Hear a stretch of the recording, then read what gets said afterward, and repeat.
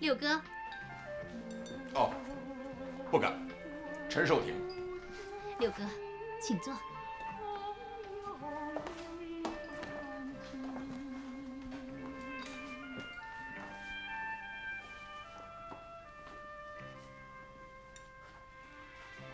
贾小姐是不是想买大华染厂？你是怎么猜到的，六哥？你整天恨我恨得牙根疼，这10几年一直都在骂我，不为这事儿，你能来找我？人家是恨六哥，不在乎我吗？打住，打住！咱有什么说什么，千万别弄这些仙人跳。钢钩子抓不住琉璃球啊！你那套家事儿，在我这不是地方。六哥说话真有意思。是这样的，明祖回去跟我说了，你那个厂8万就卖，这个价钱卖给妹妹吧。怎么样，六哥？论说我卖给谁都是卖。今天既然你把话说到这儿了，贾小姐听我的，别卖。在青岛开工厂的年代已经过去了，你想想，要是好干，我能走吗？那你为什么要卖给明祖呢？贾小姐，你虽然挺能干，但你毕竟没在元亨当过家主过事儿。这个厂子明祖能干，你不能干。大华在我手上，我比明祖干得好；在明祖手上，他比你干得好。同时，这个厂子要是落到日本人手里，用不了半年就能把明祖给干停了。这干买卖是开门容易关门难呐，贾小姐，我这很快就要离开青岛了，没有必要再跟你藏着掖着。这些年你一个女人东奔西跑，抛头露面的，攒点钱也挺不容易的。留着你那些钱吧，别一时头脑发热了全陷进去。真有那么难吗？贾小姐，这日本人整天买工厂是为什么？还不是和咱争买卖？他现在买厂，咱可以不卖，甚至我和明祖商量好，两家都不卖，可又有什么用呢？日本人可以在这建厂。你想，这批布是他们控制的，他给咱的价钱高，给他自己厂的价钱低，光这一条咱就受不了。日本人甚至可以敢不挣钱，凭着赔着往外卖。他要真这样折腾3个月，咱能顶得住？一边是高价的原料，一边是低价的行市，咱这不是找死？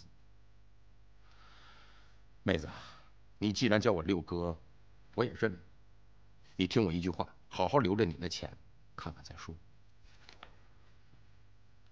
那你把厂卖给明祖，日本人要真这么干怎么办？大华归了明祖，也就基本上控制了青岛的染布业。藤井就是建厂，1年半载他也建不好。这个时候，明祖就是批布的唯一买主，藤井也害怕失去这个买主啊，所以再撑个1、2年没有问题。大华也就值个7、8万，要是干上2年，3个大华也就回来。只是明祖觉得现在形势不好，不想再扩大。实际上，明祖不买大华也是对的。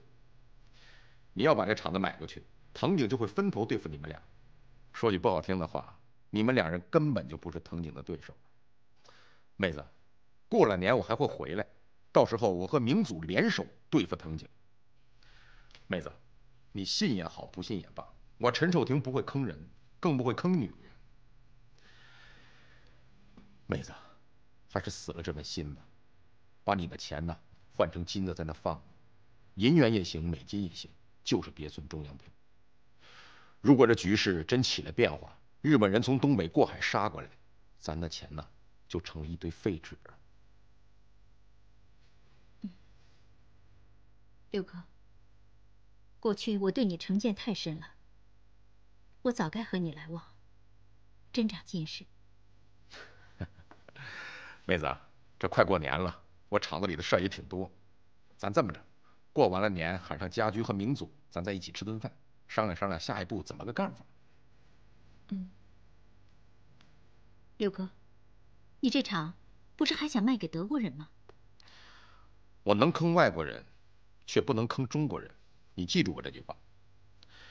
至于卖给谁，这是后话，我暂且不说。我得回去了。六哥，再见。再见。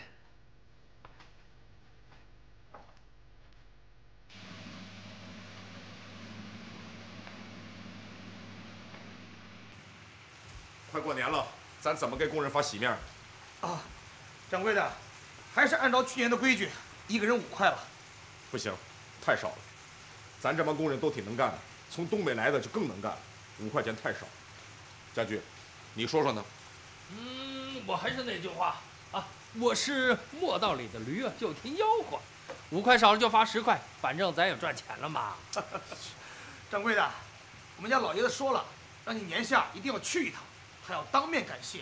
哎呀，他现在是逢人就说陈掌柜的送给他100亩地，那个高兴劲儿你别提了。现在是全张店都知道了。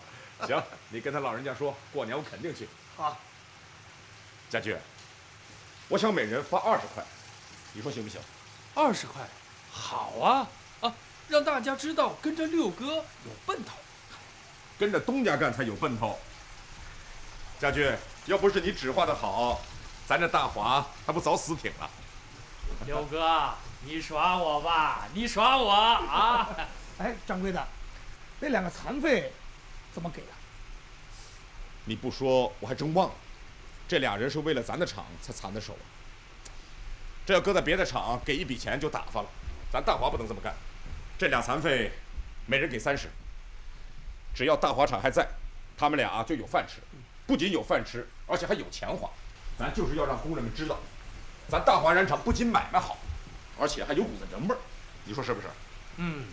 有道理。高，六哥，其实这帮工人啊挺不容易的，没白天没黑夜的干。六哥，这事儿有点高度啊。有高度吧？我这马上再给你来点没高度的。我想把吕东彪辞了。你看他这把头当的，工人没有一个不恨他的。六哥，这事儿不能办吧？六哥，你要辞他的话，你自己跟翡翠去说啊，我可不落下这个埋怨。你看看你这个人啊，留了一阵子洋，什么都没学会。哎，学会了也都忘得差不多了。你这俩太太啊，表面上看你谁都不怕，其实他们俩你谁都怕。我看呢，你都快让他们俩给使得傻了。六哥，当初买青岛这个厂不是用了人家的钱吗？六哥呀，你就看在我的面子上，不要辞吕登彪，我给你作揖了啊，作揖了。不辞吕登彪，人家工人不服气。行，这事儿就这么着吧。你让吕登彪啊，过完了年就不要回来了，我另外派他用场，工钱照发。工钱照发，行。行，刘哥，不过这事儿呢，还得你去跟翡翠说，他听你的。你竟让我得罪人，我让你六嫂跟他说，这事儿就这么着吧。哎，老吴啊，你去把金彪叫来，我想过年让他留在这看场子，这个人行，够忠够勇。哎，好嘞。六哥，咱把藤井给坑了，估摸着他现在已经琢磨过味儿来了吧？孙明祖跟我说，藤井问过他这事儿了。我知道，昨天我和孙明祖在一起吃饭，他也跟我说了，日本浪人到厂子来捣乱，就是藤井让来的。我心里明明白白的。我说家驹啊，你说这人现在怎么变得这么快？我和藤井认识10多年了，以前他这么客气，这么有礼貌，现在怎么变得这么横呢？这人变得也太快了吧！藤井在青岛啊，一直为关东军储运物资。民祖说他最近还得了一个政府的什么奖，在日本还上了报纸。他现在成天满嘴都是为天皇效忠，为天皇效忠啊，走路的样子都变了。民祖还说，藤井要买他的厂，口气相当的横。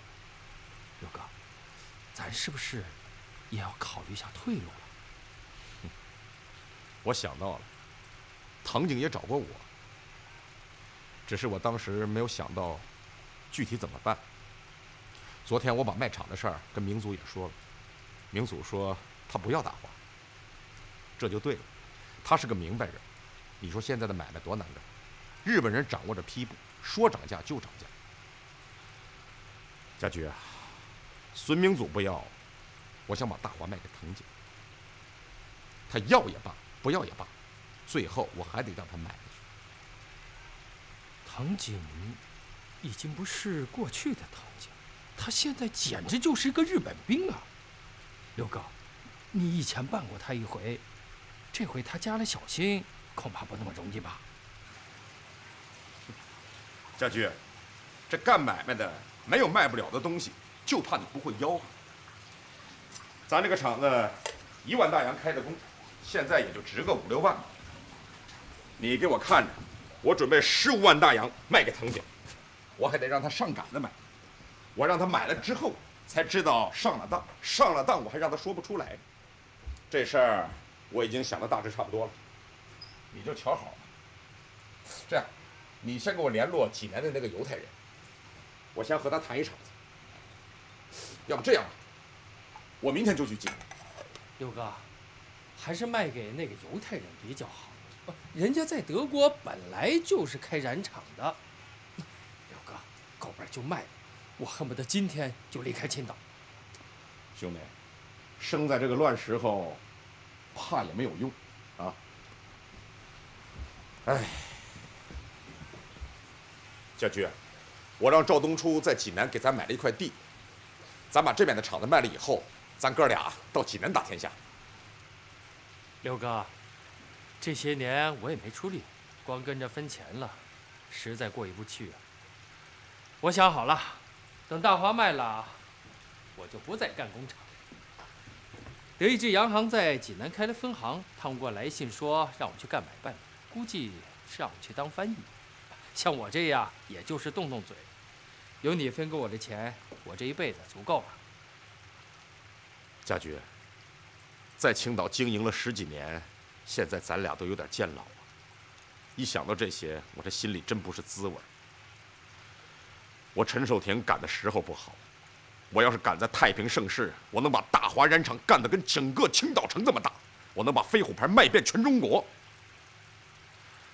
可是兄弟，人强不如国强啊！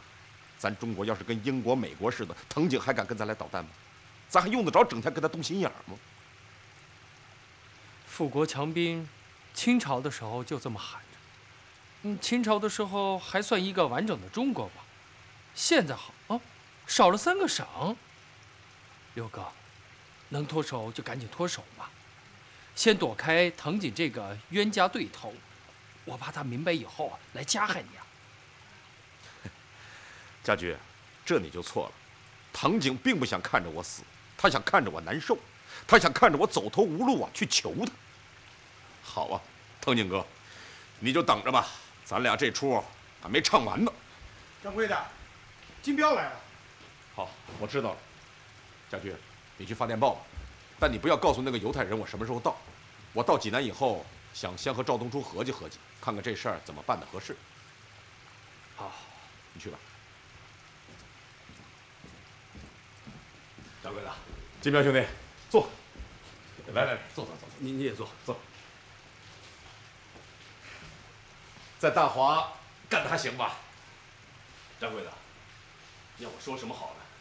俺们这伙人啊，要不是碰到掌柜的，现在还不知道是死是活呢。咱碰上了就是缘。这马上要过年了，全场一人发20块钱洗面，你们东北逃难的这一批，一人加5块，你加10块。谢谢掌柜的。哎，金彪，来，回去替我问老婆孩子好。你们这帮逃难的，每人再发3张新布。快过年了，一人做套新衣裳穿。多谢掌柜惦记着。金彪，你帮我办一件事儿。掌柜的，你说吧，是上刀山还是下油锅？我这就去。下油锅那倒不至于，我明天去济南，过完了年之后才能回来。我想让你带着几个人看着咱这厂子。其实这厂子里什么也没有，布也都卖光了。如果小日本要来捣乱的话，你别和他们打，记住了。掌柜的，咱厂里也有10几条枪啊，他们明明在厂子里放火，你为什么不让崩他几个呢？他要是敢来啊，我宰了他！娘的，我早就受够了。别！你要是那样的话，你干脆跟我回周村。你记住了，一个字儿，忍。哎，金彪，我问你一句话，掌柜的，你说吧。如果有一天我要去济南开染厂，你跟我去吗？去。掌柜的，你就是走在天边，我们也跟着。我知道，你去吧。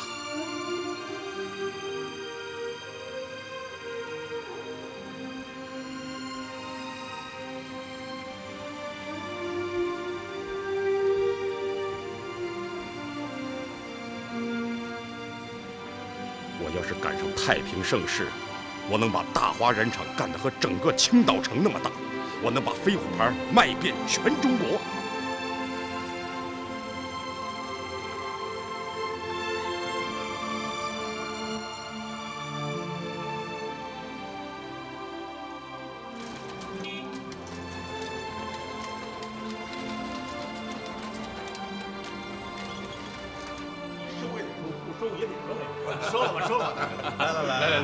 哎，我东军哥，打住啊！这菜是不能再上了，咱吃不了啊！我说跑堂的，你听我的，不能再上菜了，再上菜我把桌子都给你周了。六哥，你消停消停吧，我这还没吃呢。济南府就这规矩，上该怎么上还怎么上。哎，好嘞。我东军哥，这要让老一辈的看到咱这么个糟蹋法，还不心疼的背过气？这此一时彼一时，过去咱在乡下，1年才吃一回饺子。咱不能总想着过去啊！我当初要饭就应该直接到济南来要，你看看，饭店剩下的我都吃不了。你想得倒美，就剩下的这些东西啊，伙计也捞不着，那大师傅要带回家去，是不是？那当然了。哎，收听啊，治景世间的那块地还行吗？东军哥，这事儿还真多亏了你呀。那个地方盖染厂还真合适，门口就是高压电，厂子后头有条河。咱干染厂的就怕没水，这下好了，水钱省下来了。可东军哥，这么好的一块地方，怎么就价钱不高呢？哎呀，你不问啊，我也得跟你说，那个地方可不大吉利。那地方前后有3家在那里开厂，都没干成。哎，你看那个厂房没有南墙了吗？那就是一个姓马的在那里开洋火厂，明天开业吧，今天晚上火药库炸了，还死了6个人。你说这一家子干不成是运气不好，2家干不成时气不济，可这第3家子不仅是没干成，反倒搭上好几条人命。六弟呀，都说那个地方主凶，我看你现在没接手，反悔还来得及，你可得好好想想。六弟啊，做买卖咱图的是个吉利呀。那是他命软，呛不住。当初青岛大华也是这一套。原来那个厂主把厂子建好之后，1天没干他就死了。周村我爹也说不吉利，可结果呢，咱还不照样在那挣了钱？切！六哥，你要是觉得那块地不吉利，北园那儿也有块地，附近也有高压线，不行的话，明天我带你到那儿看看。不用，我来了就好了。我接过手之后，我把那厂子连根给它铲平了。不都说不吉利吗？那咱就请上和尚道士做法3天，一准没事儿。哎，老三，哎，你哥帮我买了地，你得找人帮我设计工厂，就找那个德国人索鲁纳。对，你让他到青岛大华看一看。至于车间怎么设计，随他办。我只要求办公室跟青岛的一样，大小、模样、朝向都一样，让我坐在里头啊，觉得还是在大华。这不难，你放心吧，六哥。六哥，这次来了，咱是以印为主还是染为主啊？我想少上染糟机，多上印花机，先用染维持局面，然后慢慢往印上靠。这染布太简单了，是人不是人的都能开个染厂，挣钱也越来越少。咱要干的得干点别人干不了的。六哥，上海六合印染厂的林祥荣是我大学的同学，虞美人这个牌子你听说过吧？就是他的。他多次给我写信，说要到山东来合伙办厂，他出技术，咱们出钱，他要2成的份子，你觉得行不行？你要觉得行，我马上给他写信。2成份子，是不是多了点儿？几年呢？他说3年。这个人啊，既有英国人的背景，和日本人也有交易，是一个很有实力的人物。听说他那印染厂连英国人都想参股，当然，人家在很大程度上是冲着虞美人这块牌子。目前在中国来说，印花的技术没人能比得上他。3年，3年就3年，现在技术就是钱呐，没有人家的技术，咱也挣不到钱。你这就给他写信，说我在济南站住脚之后，我就去上海，说办就办。好嘞，六哥。嘿，2位掌柜的，雅兴不小啊！来，哟，有贵客的。这位是青岛大华染厂的陈掌柜的。哦，岛上名人，久仰久仰。大掌柜的是多次提起呀。青岛道上的何大庚是小弟的朋友，小弟白志生，小号洪盛堂。陈掌柜的，今后多关照哦。好说，好说。小二，哎，几位爷有何吩咐？加到鱼翅牛尾汤，白老板那桌算到我的账上。你看。哎呀，白老板，这点面子总得给吧？好，你们慢用啊！好，哎，改日啊！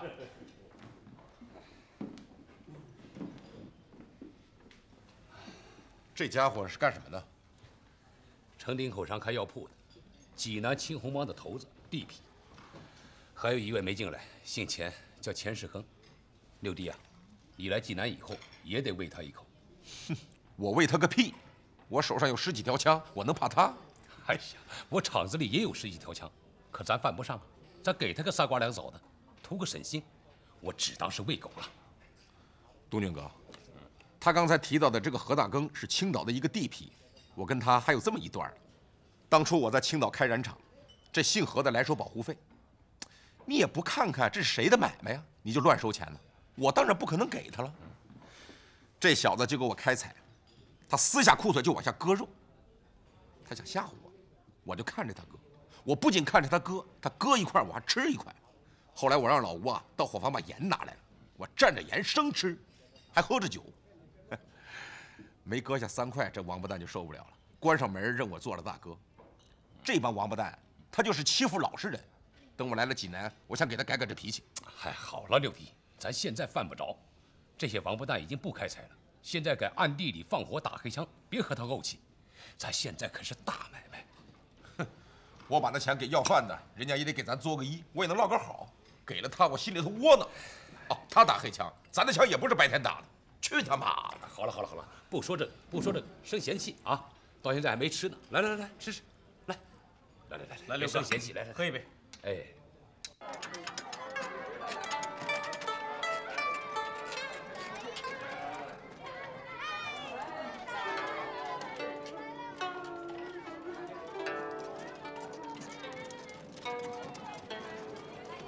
老三啊，你陪着六弟溜达着啊，我先回去。行，周俊哥，黄包车回见啊，回见。哎，东叔，哎，这什么地方？这儿啊，窑子。没见过窑子门口站岗吧？这叫开眼。窑子啊，窑子怎么这么大阵势？韩副举的闺女？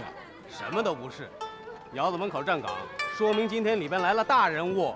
哦，有点意思。哎，说说怎么回事？这人呐，就是犯贱。据说这叶明飞是东北流亡来的什么一个大学生，人长得很美，会弹钢琴，画油画。你说拉弦子、弹琵琶，这很普通。可这位不但会弹钢琴，而且说了一口流利的英文，这一下把济南府全震了。据说现在光打一个茶围就得50块大洋。一句话，甭管你再有钱，如果他认为你俗的话，你就是花1万块大洋，他也绝不会见你。哎呀，今年夏天的时候，来了一个什么著名的作家，在济南府见了他一面。这小子忘不了了，回去之后写了一篇文章，登在北平、天津好几家报纸上，说他是自李香君之后，中国第1名妓。是吗？这下可大发了。北平、天津的公子哥坐着火车跑到济南府来送钱来，济南那些土财主根本连边儿都靠不上了。现在想见叶明飞啊，得提前3天预约。哎，六哥，怎么样？你有没有兴趣？要不明儿我打发人约他一下，咱哥俩见他一面。你少拿我说事儿啊！哎，50大洋啊，能买2车肘子，够吃2年的呢。还有笑话呢啊，说说。那些人排着队来见叶明飞，见是见了，可一时半会儿办不了真事儿。这些人着急呀，急也没用，人家就是这盼。那伙子人从他那儿出来之后，就跑到别的地方去了。你看这条街，从头到尾，这妓女啊，全沾了他的光。什么赛明妃呀、小明妃呀，全出来了。哎，这些人还盯着，看看叶明飞今天穿什么衣裳，他们好跟人家学。连衣裳都要穿一样的，是不是？哎，邓初啊，哎，这事千万不能让家居知道。那是，家居要是知道了，捉人来。哎，你别说，家居的留学生的派头，没准儿真能把事儿给办了。你省下这份心吧你。哎，邓初啊，明天我想在北洋饭店跟那个犹太人再谈一次。我觉得这人还行，大化染厂到了他的手上，塌不了架子。对，这样。你明天给我找个3、5家报馆的记者，拍点照片，把这事做成新闻。报社好弄，一叫就来。哎，刘哥，你这要打什么鬼？哼，这你就甭管了。记着啊，济南登完报以后，你再把那照片啊再洗出一份，放大，我要把它带到青岛去。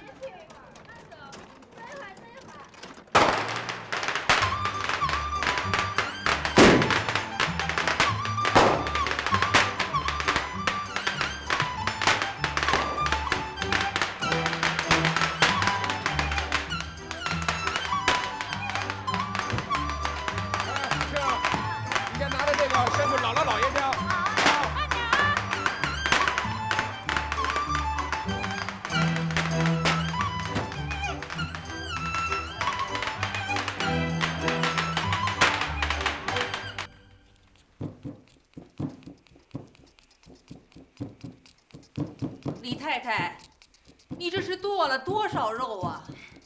咱省着点儿吧。啊，婶子，这可不行。陈掌柜的一会儿来拜年，要是看见这肉馅少啊，这大年下的，我可不还那个骂。他可不骂你，他就是好骂你们家老李。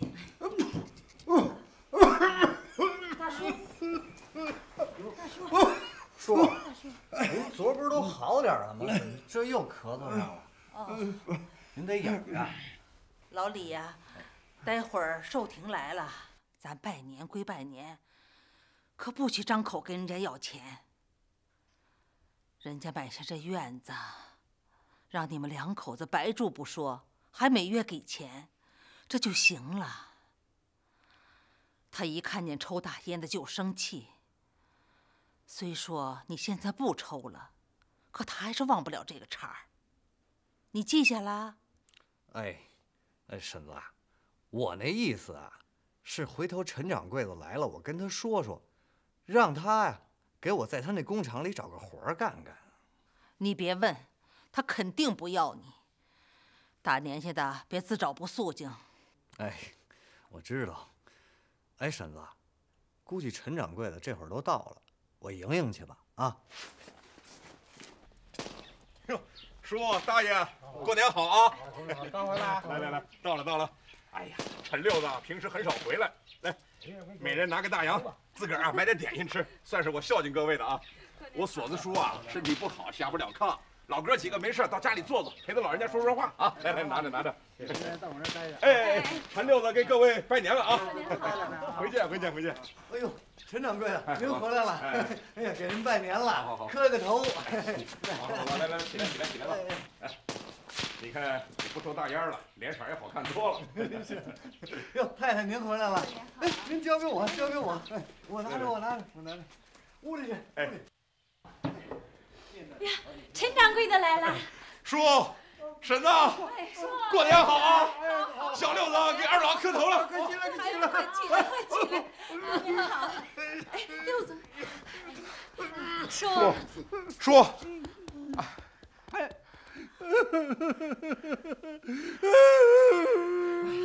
啊，你说我这一年才回来一趟，每趟回来你看你都这样的。叔高兴，高兴。你要这样的，下次我怎么回来呀？叔，咱不哭了啊，不哭了。不哭。婶儿，日子过得还行吧？可是行啊。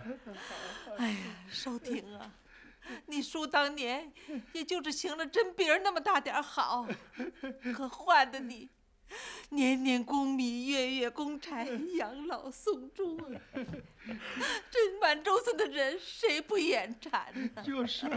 婶儿啊，咱不说这些了，我就是要告诉他们，这行好啊就会有好报，作恶啊准得有恶报。刘哥，大钱，柱子，来了，好，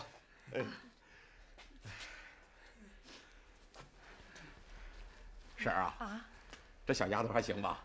小凤也是和咱投缘的人呢，跟亲闺女差不多。好。柱子，给小凤2块大洋。小凤，来，拿着，拿着，要不俺刘哥就骂人了啊！嫂子，你们就好好伺候着二叔二婶儿啊。他们二老在，咱们就这么着，等二老100年之后，这院子我就送给你们。哎呦，那谢谢您了。行，来，起来，大过年的，你跪我算怎么回事？来，起来。柱子，也给他们1人2块大洋。来，老李，谢谢。陈掌柜的，是这样，我想啊，我也别老闲着在家里，干脆过了年我跟您到青岛那工厂做工去得了。你想干活？就你这身子板儿，你能干什么呀？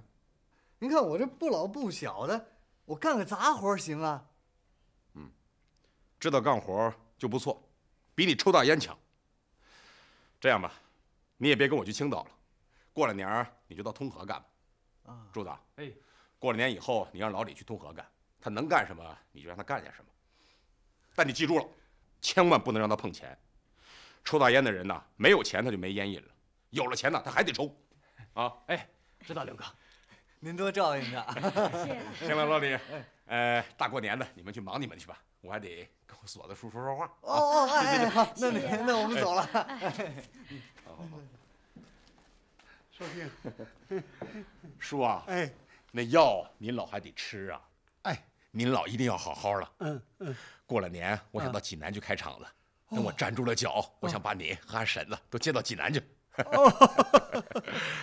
哎呀，寿婷啊，我跟你婶子啊，在这儿住的挺好的。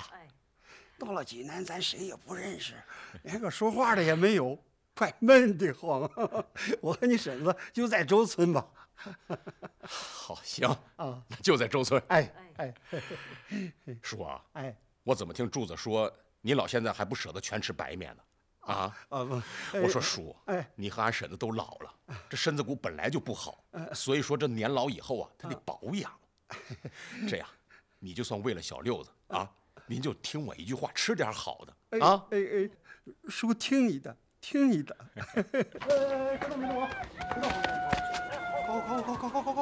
快！有人啊，有人！大哥，你说陈掌柜的工厂有多大？能顶几个通河染坊呢？这个不好说。要说顶通河染坊嘛，顶100来个吧。100来个，那可赶上整个周春城了。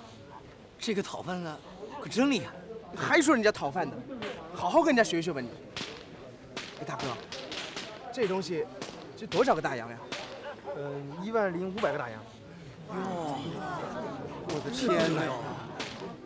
叔啊，这么多年了，什么事儿我都忘了，我就忘不了当年那个天儿冷啊。我哪回去刘家饭馆啊？每次进去你就拉着我的手攥着，你给我暖手啊。你说我一个要饭的，没爹没娘，别人见了我啊，都是放狗咬我，要么用脚踹我，没有人把我当人看，只有您老。六子，叔，这大年下的，咱不哭啊，不哭。不哭。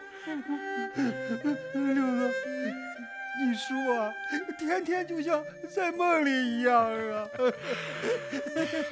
叔啊，别说我现在有钱了，现在我就是还要饭，我也要了也得先给您吃，先给俺婶子吃了啊。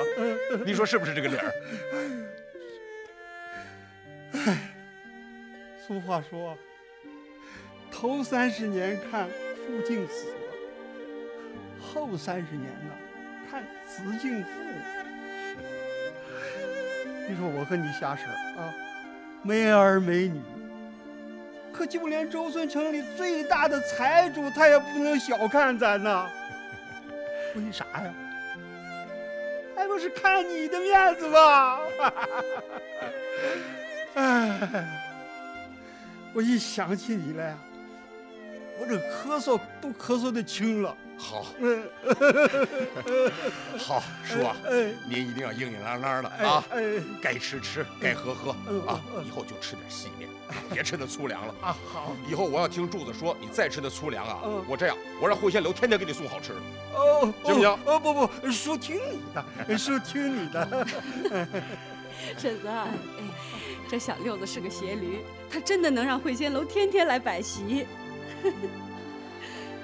婶子，您和我锁子叔身体棒棒的，比什么都强。这三合面和白面差不了几个钱，给俺们一走，又按您那老一套办了。天也得保佑咱寿亭啊！就是嘛。叔，婶子，咱不说这些了啊，吃饭。好，柱子，到惠仙楼，让他们把菜啊摆到这儿来。赶紧的啊！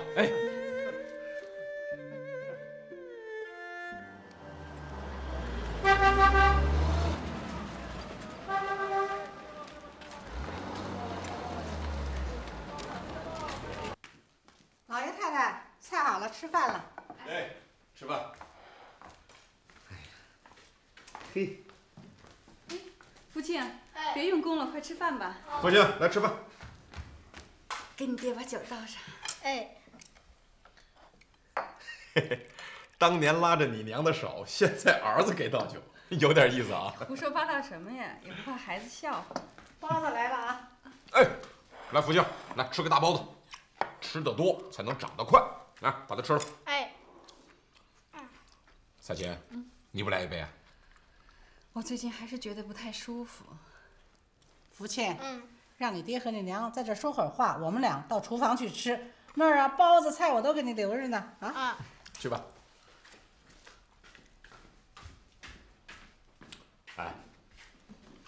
我说彩琴，咱福庆忒老实了，这可不行啊。那还不全怨你啊！你发起疯来，每天嗷嗷的直叫唤，把孩子胆儿都吓破了。我这驴脾气啊，就是摁不住。小时候要饭没规矩，看来我这辈子是改不了了。咱这福庆啊，不能这么老实。你没事带他多出去转悠转悠，不能老闷在家里。过去我在乡下要饭，那时候就傻，经常让狗啊撵得到处乱跑。后来去了昌甸周村，那是人多狗少啊，又能要着干粮，又能长心眼儿，还要了个媳妇儿。喝酒都堵不住你的嘴。彩琴，咱就真的不能再生一个了？恐怕是不行了。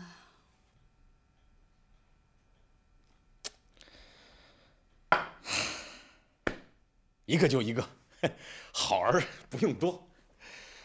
咱以后好好供着咱福庆上学，上好学，长大了也让福庆出国留洋。这要饭的爹，留洋的儿，这也是一奖啊！寿亭啊，你别抽这土烟了，什么红细胞啊、哈德门，咱啥买不起啊？你老出去见人，抽这不像样吗？纸烟一包能买土烟半斤，冤枉钱我不花。抽烟抽的是烟，又不是抽牌子。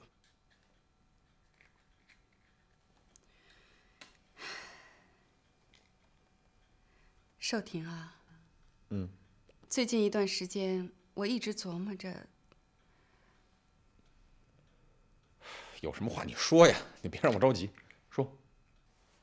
我想从周村再给你弄个小的来，咱就捡那壮壮实实的黄花大闺女，来家多生几个孩子。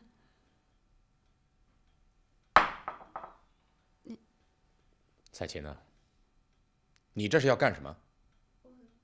我这事不能办。咋不能办嘛？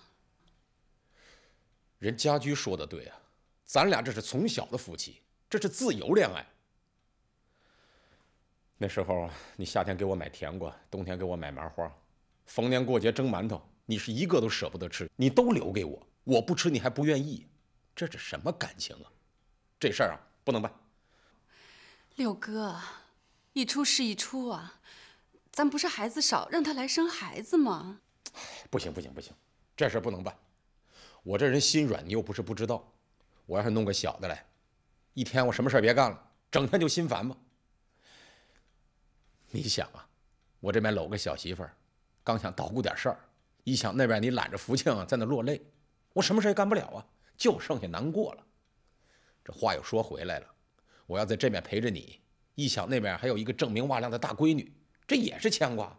你这是没事添乱，这事不能办。可是就福庆自己也担点吧，他将来长大了也没个人帮他。要人帮他干什么？咱福庆将来要是当了总统，帮他的人多了，你赶快把这念头给我灭了，不能再提了。大丈夫应当纵横天下，不能整天总鼓捣着生孩子呀！你这。